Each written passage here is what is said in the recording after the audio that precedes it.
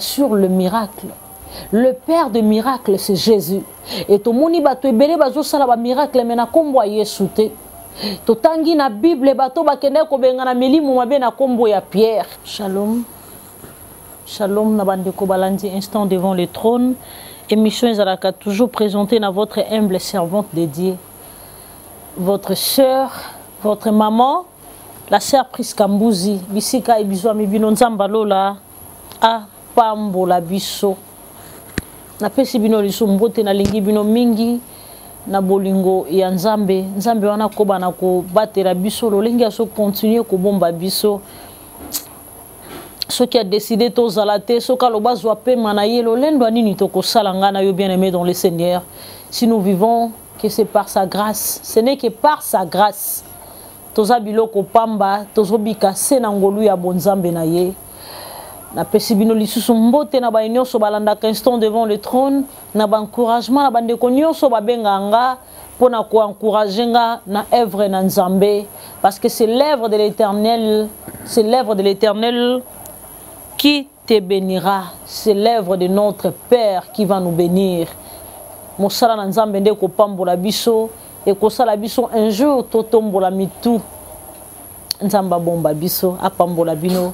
Alors sans plus tarder banana Nzambe nalingi to lekana ya motu ya mokolo alelo parce que totinda mana sa mokilo po no salela nde Nzambe ngai ndeko na bino na tinda ma pona salela nde Nzambe na ibisa Nzambe na ngana moni loko ekoka bolanga na yote bien mais atana la muki na tongo makolo salate na ibete lobi ekosala atana la muki na tongo elamba olate zate na ibete Nzambe yo ko pasolela nganzela oko simbelanga motema mutu moko opesanga elamba olata atana la muki na tongo nazo mona te miso ba aveugle za Yesu Masia bien-aimé kozana Yesu eza assurance ya nyonso tala Nzamba salela mutu obata mokili bakoki osala te omoni obatu bakokaka te nde Nzamba kokaka obatu bazaka incapable nde capacité ya bonzambe na ye ke sika mutu akufi batu balobi esili nde Nzamba ya ko pasola nzela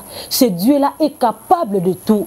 Alors tout kangama na Nzambe tout tika Nzambe on a été tous s'attacher na ye bien-aimé dans le Seigneur ba futilité na mona des fois ba concert ailleurs ba beti ba concert autant na concert ba tout plein mais quand il s'agit de Dieu ba tout bazo mépriser Nzambe ba tout bazo bafouer maloba na Nzambe bazo se donner na ba futilité mais laisse-moi vous dire l'Éternel revient bientôt kolo mokilo akozonga il y aura un jour mukolo mokilo akoya kasi soki ya kokuta una position nini bien-aimé donne ta vie à Jésus kangana no zona no bomo ina yo pesa Nzambe zo bomo ina yo pesa Yesu parce que Nzambe onanda salela ka moto o mokile kokite. La Bible dit errer l'homme qui ne marche pas selon les conseils des méchants. Mais la même Bible nous rassure. Confie-toi à l'Éternel, mets à lui la confiance et il agira. Fais de l'Éternel tes délices et il te donnera ce que ton cœur désire. Donc, exception exate. Ce qu'on salika Nzambe nyonso ya yo, on peut sa yo omotema na yo zolinga. Yesu azama lamu mingi. Azanzambo tokoki kolemba te kotambola toloba na tina liloba na ye epai ya bana na ye. Na lobaki Motonio soit tout isami. C'est un message qui n'a pas passé depuis la fois passée. Parce que dans mon ami tout à côté, na zona ba Bible te. Na tambola na ba bis na kenda oteya. Na te aka na internet boete. Na te aratina ba bis. Na te araba na Nzambe. Mais na bo plutôt jusque là non na ke côté ya te. Na ba balabala non na tambolité. Pourquoi? Parce que na zona ba Bible te na maboko. Nzamba lola simba motema motonio soit reconnaître que Yesu ndaza mokonzi pe mobiki sinaye. Je ne viens pas pour demander de l'argent mais je demande les Bibles. Achetez-moi les Bibles to kabola pa bato ba yebi Yesu te. Nzamba loba kito kabola na bo pito to tambola pa bato bazo yeba Yesu te parce que quand ndima kesa bato na sambo kilo bandima te ke Nzamba salaka. Il faut to kote pa bato wana to te abango ko pesi Bible. Bien-aimé dans le Seigneur, Nzamba simba motema, Nzamba sungayo, o tuti sama posala yango. Alors sans plus tarder, to kota na iloba mokola lelo, na loba ki le samedi 29. le samedi 29, tokozala na live, toko prier ensemble là motono soit na problème. Pour na yo motoza na malade oumela, ozana ba problème là ti bombo ina yo. Bien aimé samedi le 29, tokutani na live toko bondela. Il est écrit nous sommes pauvres mais nous enrichissons les autres. Ba grâce on nzamba takati nanga et koki ko changer peut ko transformer identité à bombo ina yo. Tokutani le samedi 29, toko sambela na live. Nous sommes dans le livre des Actes des Apôtres chapitre 3. Tobandina premier verset, Pierre et Jean montaient ensemble au temple à l'heure de la prière. C'était la 9e heure. Il y avait un homme boité de naissance qu'on portait et qu'on plaçait tous les jours à la porte du temple appelé la Belle, pour qu'il demandait l'aumône à ceux qui entraient dans les temples. Cet homme, voyant Pierre et Jean qui allaient y entrer, leur demanda l'aumône. Pierre, de même que Jean, fixa les yeux sur lui et dit, regarde-nous. Et il les regardait attentivement, s'attendant à recevoir de quelque chose. Alors Pierre lui dit, je n'ai ni argent ni or, mais ce que j'ai, je te le donne. Au nom de Jésus-Christ de Nazareth, lève-toi et marche. Il le prenant par la main droite, il le fit lever au même instant, ses pieds et ses chevilles devinrent fermes. D'un saut, il fut debout, et il s'est mis à marcher. Il entra avec eux dans le temple, marchant, sautant et louant Dieu. Tout le monde le vit marchant et louant Dieu. Il reconnaissait que c'était celui qui était assis à la porte, à la belle porte du temple, pour demander l'aumône, et il fut rempli d'étonnement et de surprise au sujet de ce qui lui était arrivé. Amen. Amen, amen. Amen, amen. Bien-aimé, le thème que nous allons décortiquer aujourd'hui, thème ya mokola lelo ezali sur le miracle. Bika-moi, le miracle. To mesana tango nyonso koloba sur le miracle. Le père de miracle, c'est Jésus. Et to moni bato ebele bazo sala ba miracle mena kombo ya Yesu te. To tangi na Bible bato bakende ko benga na milimu mabe na kombo ya Pierre. Na kombo ya Paul. Milimu mabe zoloba oui certainement to yebi Paul, mais bino to yebi bino te. Et ça na bato ebele bazo sala bika moi, mais kasi na kombo na Yesu te. La Bible dit, vous imposerez les mains aux malades et les malades seront guéris. Certainement, mon cas, Katanio, avant qu'il y soit la belle, Azala qui malade. Malade, Azala qui attend la kate, Babanda qui comme maye. Batomboli le la bébé, Baye va déposer les soit porte. Il y a la belle pour qui asenga. Pozo ya kolia, faut asenga bateau. Bien aimé, pozo ya kolata, il faut batonde basungaye. Et dans l'église, il y a les bien aimés dans le Seigneur. Qui songi vandine na kati église tala omona mutozo sambela mazo sekande kona tala wana libale kufa azongi sur église tala ye wana ala tata biente ozo fingana mwana na nzambe o awuti ko sambela des fois wuti na jeûne prière tala ye wana tikana yo mutozo tsola moninga na ye moto. Des fois nous voyons les musulmans qui prospèrent. Or, c'est nous les chrétiens qui sommes le fils de la promesse. L'Éternel Dieu avait promis à Abraham na kopambolo na kopesa omona ilia mobali. Pe mwana wana ezalaki Isaac et non Ismaël. Le fils de la promesse c'est Isaac et non Ismaël. Et les islamiques, les musulmans, bima nanzela Ismaël. Et nous, tous les fils, il y a promesse. Auto bima nanzela Isaac. Mais pourquoi tous vivre promesse ou on a temité mais amouindou?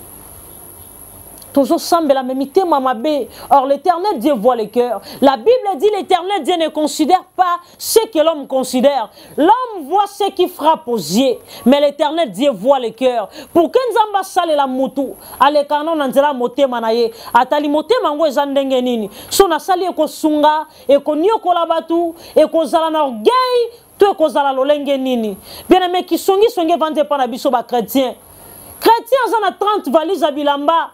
nazo tsola muninga ne lamba kotoboka azobosana un jour akokufa otika bilamba wana abosana muninga la linzala wazo tsola e balamba ka bitoto bango batokisaka nguba balie balali. Pourquoi pas osunga?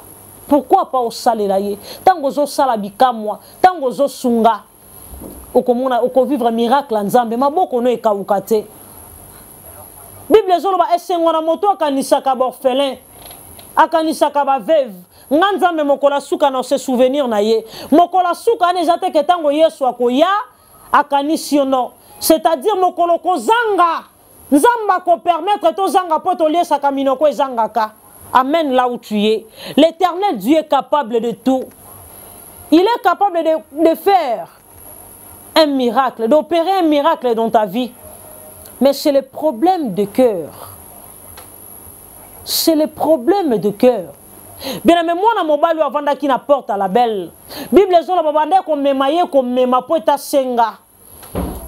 Mais na ebiete même bateau bando vanda libosa porte e bande ko sambela na église, babande po sekaye o pale kisi na bambongo no soto banda okabela ye. Alukaka sa telo monta banda oteka. Alekisi pele auto piate. Lelo to pesa ta lekisi bato babande ko finga babande ko tsola bazalaki. Mais nzamba tali pe motema na ye abino oso na salele bikamo aoki mangata okota kana kati église obini langa po batba mona gloire nanga. Amen bien-aimé. Amen bien-aimé. Amen peuple de Dieu. Amen là où tu es. Bien-aimé dans le Seigneur, lavez-nous mon thème. Lavez-nous mon thème. Vous savez moi, j'aime beaucoup plus parler de moi. Moi j'avais un comportement insupportable. Na mbosana ke nana bilaka monene liboso nanga nana bato mema nana mukumba onzambe fwa pesa nga na kikanda makasi penando zongisa mabe na mabe mena sambelaka. L'Éternel Dieu a créé un chemin pour na ko briser nga nzamba le kisanga na ba humiliation moko esenga ka na kita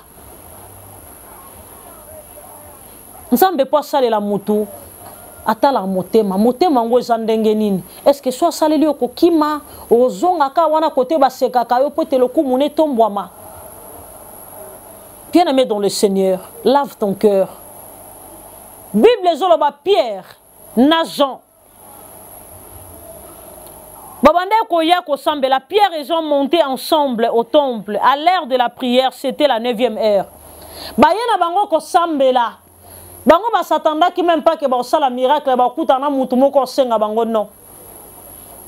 Mais Bible so bango ba yakinde ko bondela. Tango ba ye ko bondela, ba ye ko kutana na mutu liboso ya porte église. Azo senga batu ya kolia pe ya komela. Or na ko senga wana bazanga ki pe ya kolia ko mela te. Bazanga kite. Mais ba mona ki na place to tike na condition ya continuer ko senga. Malamo vivre bika mon nzambe. Nzamba salela ye, miracle accompagné ye. La Bible dit voici les miracles qui accompagneront ceux qui auront crié à mon nom. Oh my God. Est-ce qu'on dit maintenant on a comme moi Jésus? Est-ce qu'on reconnaîtra non que Jésus-Christ est Seigneur? Si réellement tu reconnais, tu vivras un miracle dans ta vie. Dis-moi amen. De là où tu es.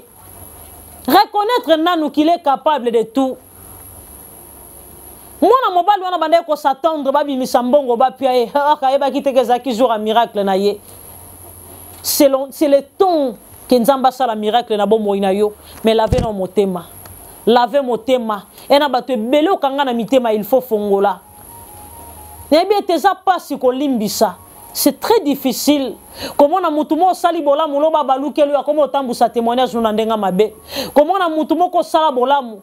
Lobi ya komo finga yo. L'objet m't'a souhaité malheur na yo.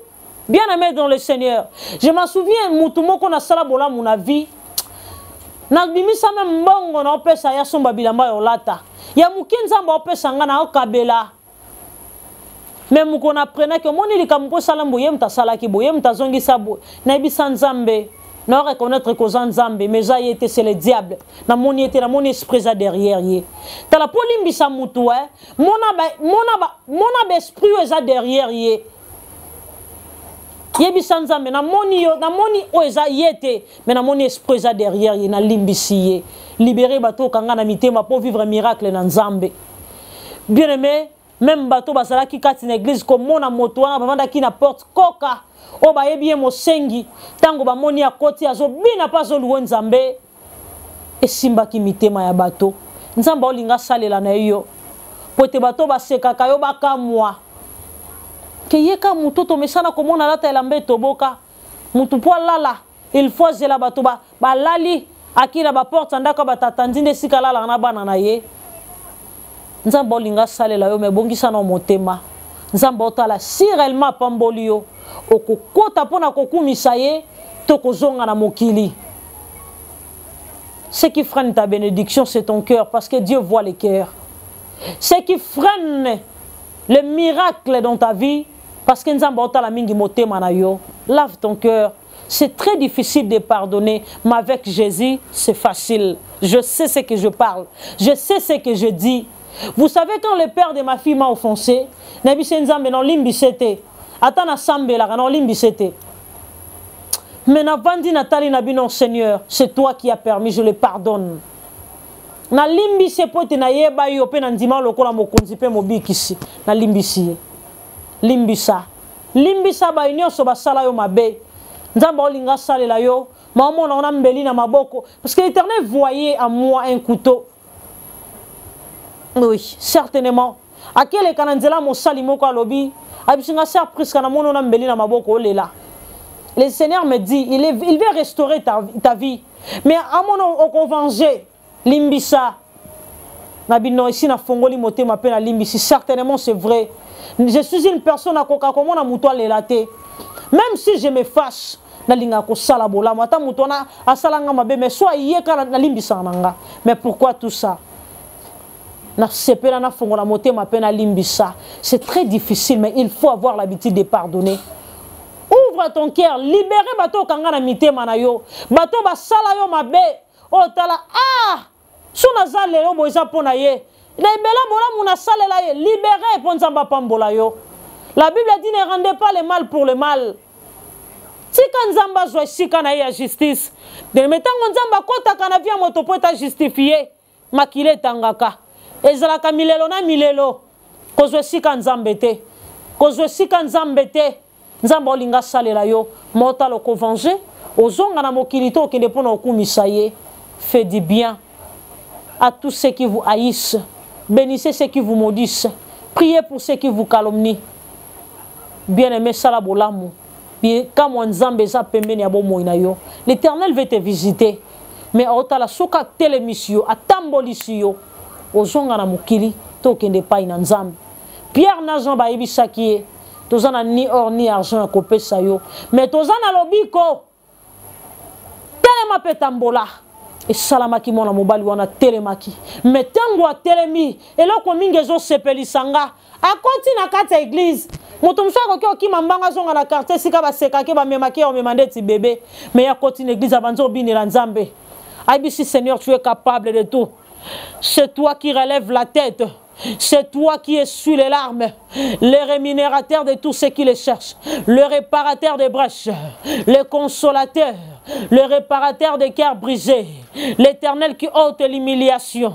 Seigneur, je te loue. Je danse parce que c'est toi qui m'as donné cette force. C'est toi qui as relevé ma tête. Ozongisi mikuwa na misuni. Yesu tombwama. Yawe matana yo. Nazana makolopote Yesu yonde nzambe. Natato liete ozanzambe. Natato liete ozanzambe. Mwana mobali wana kota kumisa nzambe. Pe bato bazotala, je m'excuse. Bato bayeba ki na motoko senga. Bazotala eza yeto yete. Laisse-moi te dire bokamwa. Ezaka yeto yete. Bato babando kengela yako kengela. O tozolota to tozolota te. Me bakoyeba ete izana nzambe moko azana likolo. Bako comprendre qu'il y a un Dieu qui est dans le ciel, l'Éternel qui transforme l'identité des gens. Attache-toi à Jésus, tu vivras les miracles. Attache-toi à l'Éternel, tu vivras les miracles. Tu comprendras qu'il est les rémunérateurs. Tu comprendras qu'il est le seul qui essuie les larmes. Tu comprendras que Jésus-Christ est Seigneur. Nzambalola pambola yo, loba mokola lelo yangoana, tokutani le 29 samedi. Donc au monde de l'en live. Préparez juste un motema na yo ko vivre un miracle. Tu vas comprendre qu'il y a un Dieu qui est dans le ciel. Je suis un instrument, mais utilisé par Jésus. Utilisé par Jésus. Utilisé par le Dieu Tout-Puissant. Nzambalola Pambola yo, c'était votre humble servante de Dieu. Na pesi bino lisusu mbote boko bana kobanga Nzambe. Jésus revient bientôt. Merci, à la prochaine édition.